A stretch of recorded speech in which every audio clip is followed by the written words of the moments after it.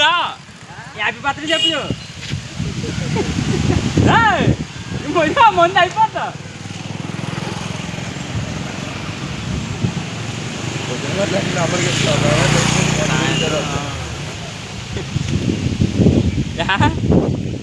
మంచి ఏమన్నావు నువ్వు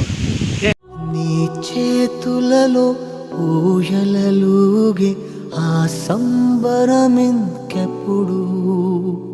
నీ భుజములపై తలవాల్చుకుని ఆ పండగ నాకెప్పుడు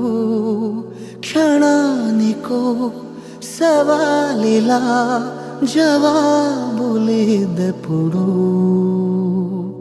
నాన్న నువ్వు నా ప్రాణం అనిన